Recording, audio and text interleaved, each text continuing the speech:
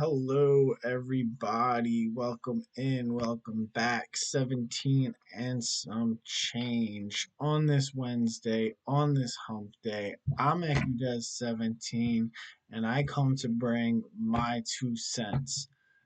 So today we're continuing with our series that delves into um, our political positions on various topics. Um, Last episode, we went over voting, we went over term limits, um, primaries, political parties, we went over campaign finance. Today, we're going to go over taxation. We'll talk about foreign policy. We'll talk about religion and government. And we will also talk about government ethics. And that should cover up a decent chunk of time. Um, so that's pretty much good. That's that should suffice for today. So I'm not gonna waste any time. I'm gonna get right into it. Um, the first topic, like I said, on the table is going to be taxation. Um, we believe that progressive tax brackets are a sound general concept. So, meaning kind of how it's set up now, where the more money you make, the higher percentage you get taxed. Um, so, a lot of people say tax the rich, and stuff like that. And let me tell you, the rich sure as hell do get taxed. Once you enter the higher brackets, you could be paying close to almost 50% taxes, right? Um, so I do like progressive tax brackets. I don't like a flat rate where you're getting 10% or 20% no matter how much you make, because that 20% could really cripple um, low income earners.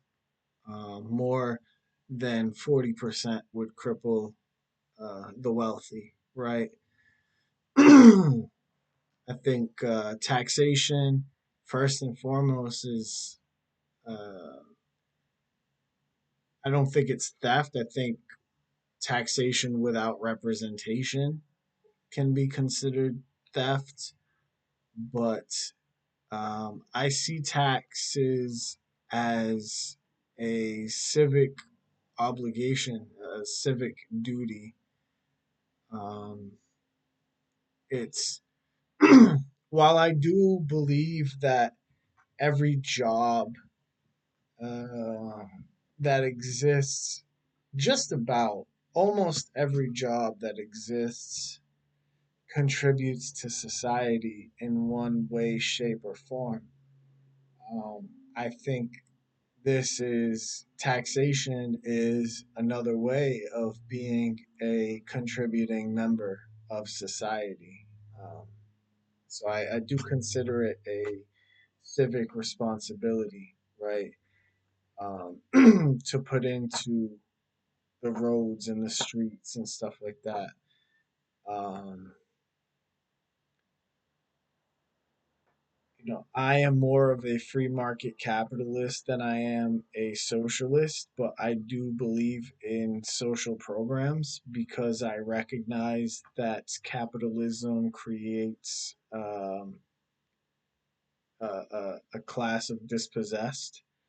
And anytime you have a system or a game where people can climb ladders and people can outpace others, you're going to have uh, an accumulation on the bottom rungs. You're going to have, I don't want to call them losers, right? I mean, they're not, um, that's extremely harsh. You know, not everybody is built for this type of game that we play.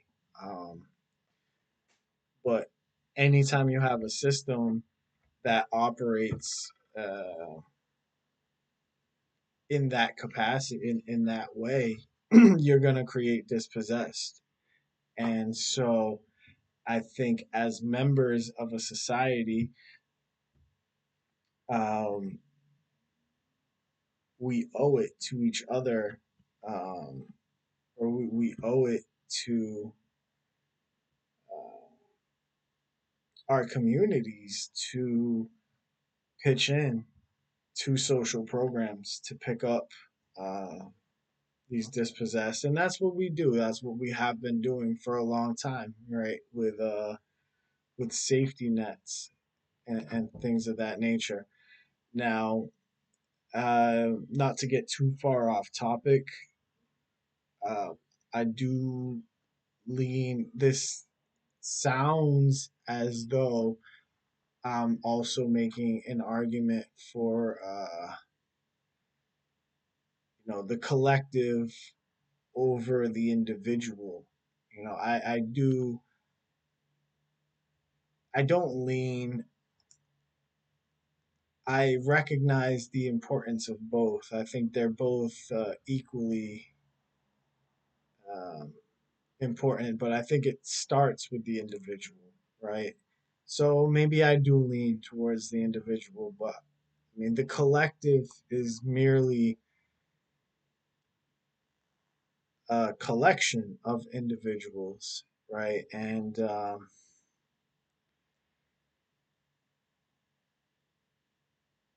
as I do value the individual, but I understand that you can't. We're social creatures. We're designed to live in groups. And even if you're somebody who isolates and you don't like to talk to people and things like that, you need the rest of society. You need somebody to take out your trash. You need somebody to, you know, build the things that you don't know how to build, whether that's automobiles or electricity or toothbrushes. Um, and that's in modern society, but even in caveman type scenarios, it behooves you to have like a small group. So I feel like even us who live more individualistic lifestyles have to recognize that we're still part of a community. And I think taxation is part of the obligation of living within that community. It's doing our part on top of the jobs that we do and on top of the crimes that we don't commit, right? And on top of the words that we speak out when we see things going wrong and stuff like that. Um, now, the next point is that tax rates and benefit cliffs should be reviewed so that earning more never feels demoralizing or punitive. Um, Meaning, we should look at the tax brackets and make sure that entering the next tax bracket isn't demoralizing. It doesn't feel like um, you're barely moving ahead, right? So maybe not huge swings, and also not huge jumps per tax bracket. So you're not increasing 20% if you go to the next tax bracket, and so you're barely noticing an increase. And same thing with benefit cliffs. Some people they there's a there's a point where there's a disconnect where some individuals are able to make X amount of money and still get benefits, but once they start ascending uh, in their income levels, they lose these benefits, and so their net worth drops to levels that they were that are lower than where they previously were at before ever getting the benefits in the first place. Right. So let's use really simple numbers. If you're making $1,000 a month and you're getting $100 um, in food stamps, and then you get a raise, $100 a month raise. So now you're making $1,100 a month, but now you don't qualify for the food stamps. So it's like you never got a raise at all. And that's a fine line because we need to make sure that the people who are receiving benefits are the people who need benefits. Um, but we still need to have it set up in a way where, like I said, it doesn't feel demoralizing to climb to the next rung of the ladder, right? Um,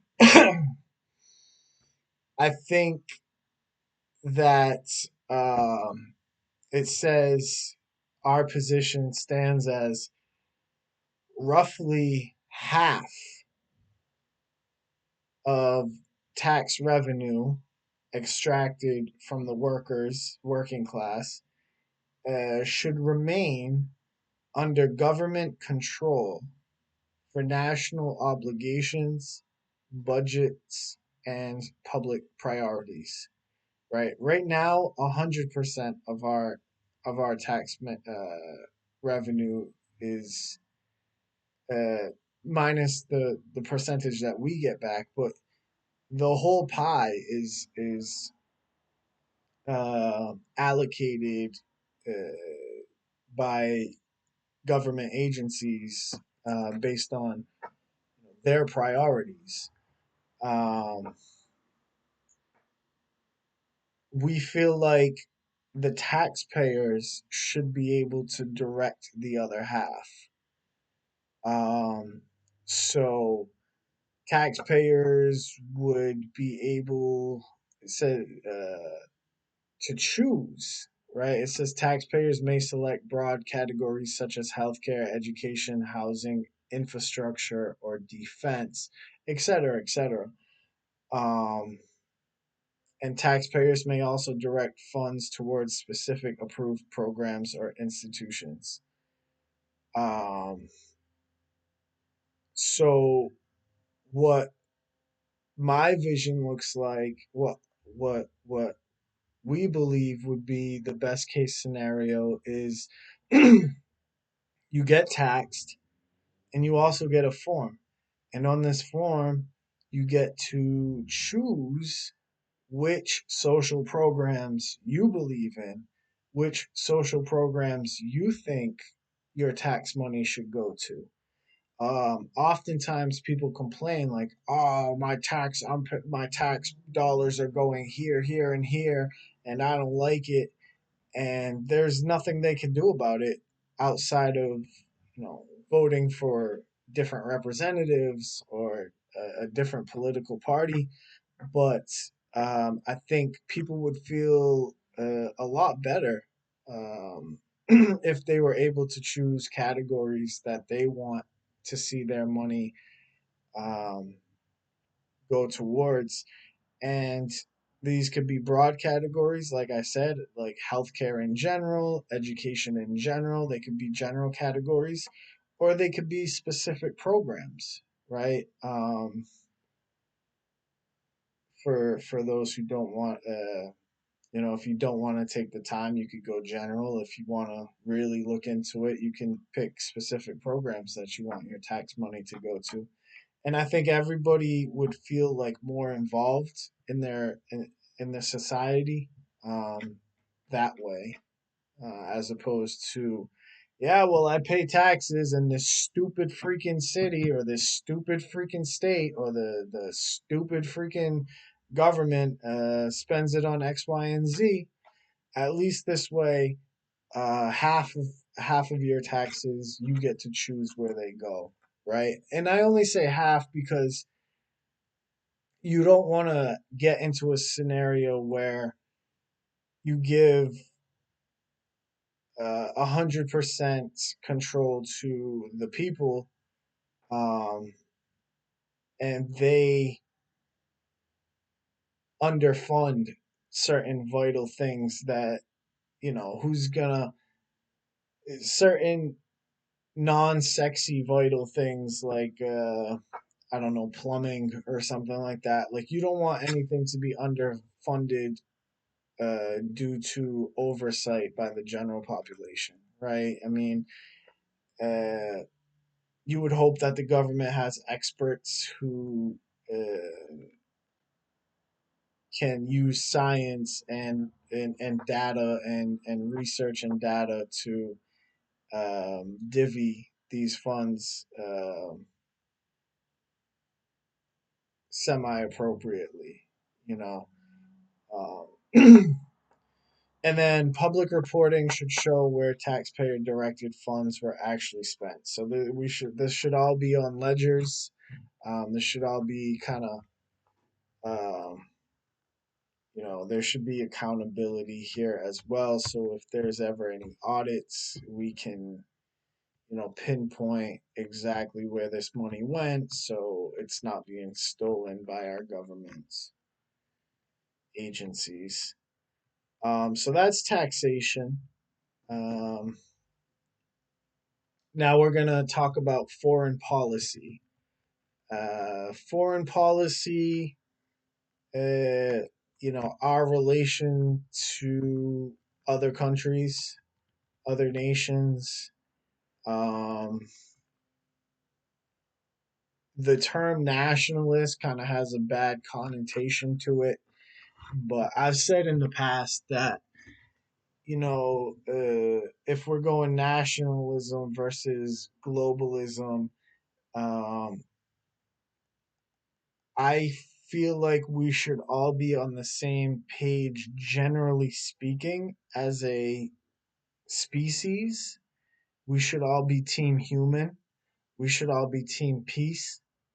Um, and that's why I don't like different countries claiming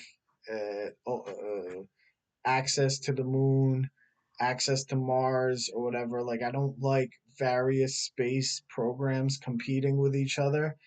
Given, I know you'll say that it's for those who do believe in the moon landing, which I'm pretty sure should be, a vast majority of people by now. But, you could say it was the Cold War. I hope I'm not wrong, but, it was the competition with Russia that propelled us to land on the moon. And you could say competition breeds invention.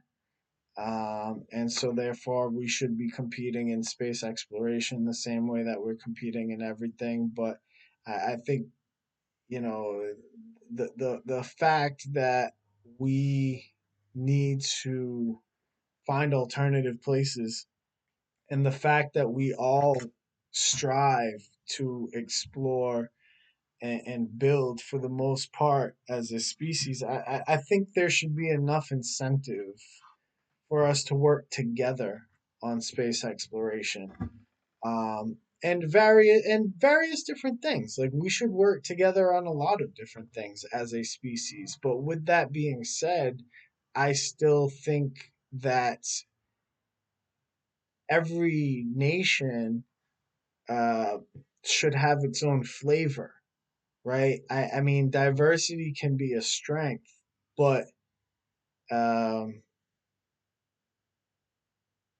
if every place becomes a mixing pot and you don't have um, identifiable markers as far as um, majority races, as far as belief systems, as far as just ways of being, like you still want that.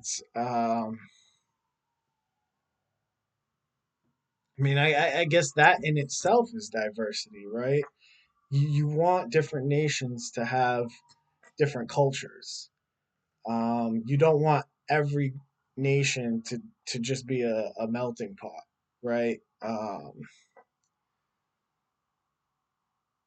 So with that being said, um, and foreign policy, we're going to talk about kind of war and stuff like that. Our first point, it says the United States may use force after being attacked. Um, that's kind of self-explanatory. Um, the first three kind of all go hand in hand. It's like rules of engagement. We're not gonna be offensive in our wars. Um, if we're attacked, we can use force. Um, the United States may act in response to a credible direct threat. So some would say that Iran, the current situation with Iran fits that bill with their nuclear weapons. Some would say it would not. Some would tell you that there was no credible evidence that they had nuclear capacity or were very close, um, or as close as is said that they had. So some will argue about the credibility of that threat, but if there is a credible direct threat, like, yeah, this country is pointing missiles directly at yours, like, we can do something about that. Um, we can assist allied nations that formally request help, right? Um, Now, furthermore, we don't believe that humanitarian intervention should be undertaken unilaterally, meaning it's not our job to save the world. It's not our job as America or any individual nation to um, really get involved with issues that aren't on our soil, unless we have the backing and agreement from other nations as well. And that's where it says uh, intervention to stop genocide or mass atrocities should require NATO backing and shared participation. So if there's something disgusting happening in the world, multiple countries should be on board and should get get in on that, right? Um, it shouldn't just be us acting unilaterally. Weapons, funding, and humanitarian aid should follow the same intervention standards. We should have approval from at least a handful of others before we decide to go somewhere. Um,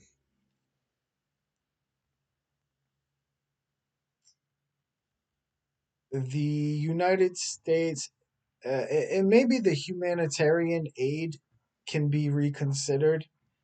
Um, maybe we don't need approval to, bring medicine and food to different places. But weapons and funding certainly should have agreement from other nations. So the United States should not carry the full burden of another nation's crisis alone. We should have backup. The United States should generally avoid conflicts that do not involve self defense, a direct threat, an allied request, or meaningful NATO participation, which is kind of uh, a summary of what I've said up to this point. Okay. Um, then we go religion and government, right? A lot of people, uh, church and state have been separated for a very long time. Um, Many are happy about that. Uh, Many still aren't too happy about that, but most have forgotten. Most don't even consider it on a daily basis. But my views here are probably more controversial than my views on many other places, right? And individually, I'm not a religious person. Um, I understand that, there's so many denominations of religion. Even if you look at like Christianity or Catholicism, like there's so many branches of those two that kind of compete with each other.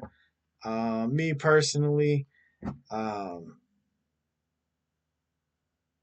I like Christ. I follow Christ in his teachings, and um, you know, I follow his life, his story, and I'm just a fan of Jesus. But uh, so I would categorize the closest category that would fit me would be Christian, right? But we got to keep in mind these uh, religions are all supposed to be supposedly Abrahamic, uh, so they're all supposed to have the same thread. But the way that certain religions are practiced is suboptimal. Okay, so with that being said, I think society should remain mostly secular. Um, but nonetheless, we should honor Christianity as part of America's cultural and moral foundation, and the West in general. Um, we should recognize and honor Christianity. So if we had to choose which religion to elevate above the rest, it would be Christianity, um, because it is the foundation that you know uh, our liberty was built on. The whole idea of free will, stems uh, from that particular uh, religious inheritance. Um, Government should not mandate Christian belief. I think that's pretty obvious. I think freedom of worship should remain protected for everyone, um, regardless of what you worship.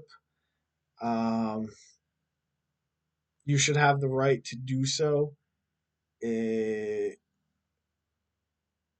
particularly in the safety of your own home, but even outside of your home, right? That's part of free speech. and freedom of religion. Um, so you should be able to worship as long as you're not harming anybody. Um,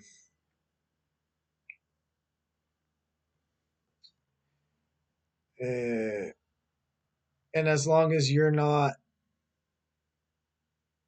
you know, I mean, that's the slipper. That's a fine line when you're undermining the values of the very nation that hosts you. Um, that's, but you're still allowed to do it. It's just like that becomes a slippery slope that can become dangerous, right? Um, Now, government may actively promote values associated with Christianity without forcing religious obedience. These values include love of neighbor, humility before a power greater than oneself. They include free will within reasonable limits. They include self sacrifice. They include restraint against jealousy and covetousness. They include faith, unity, and shared purpose without collectivism. Governments may help revitalize Christian institutions. So this goes back to government promoting Christianity more than anything else. Um, Now, with all that being said, uh, support for churches should include strong oversight. Um, and this oversight should include abuse prevention and child safeguarding oversight, right? We don't want to run into the same problem that we ran into before. And I don't think it's religion specific. I think it's a power thing. We want to revitalize the church while retaining a secular society and having oversight and safeguards to protect the children and the vulnerable who attend these places. So we got to make sure we got to look out for the creeps that end up in these pastor positions and these preacher positions just to be creeps, right? We do not want a repeat of what we've had in the past. Um, Now this is the controversial one, and maybe I should have just blown over it and read over it and just kept going. But this is where I get the most pushback. It says government backing would be reserved for Christian institutions rather than extended equally to every religion. That goes back to the original point, which is we should honor Christianity as the backbone, as the foundation on which this nation was conceived and the West was conceived. And if we're going to revitalize faith, we allow anybody to worship what they will, but um, are if we're actively uh, putting money into any religion, it might as well be the one that's most compatible with our way of life, right?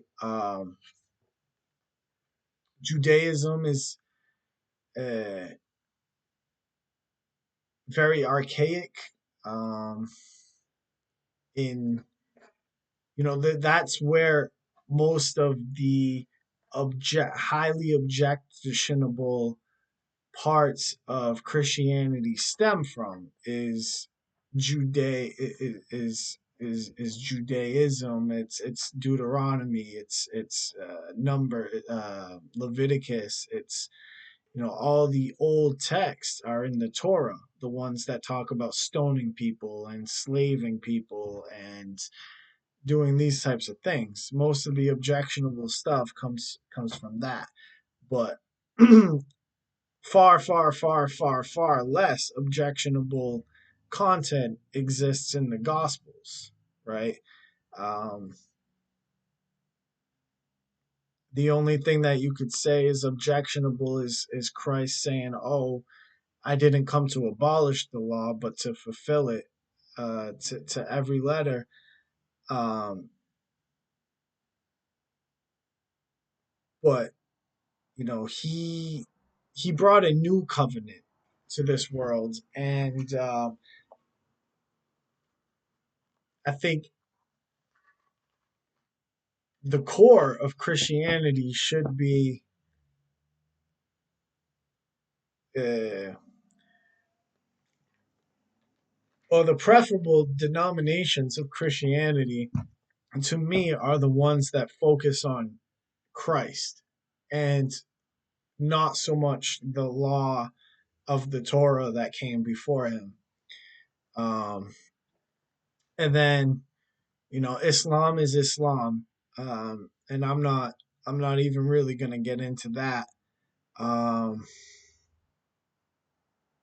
as far as its compatibility or lack thereof with Western values, right? You could kind of look at that yourself and make your own assessment. I mean, it's wild to me. I guess I am getting into it. It's wild to me that the LGBTQ community, for example, are such staunch uh, advocates for Islam when any majority Muslim nation would have them killed, would not accept them in any way, shape, or form. They would ridicule them, they would hurt them, they would kill them. But our left, our progressive left, they cannot see the incompatibility with Islam and the freedoms that we have today.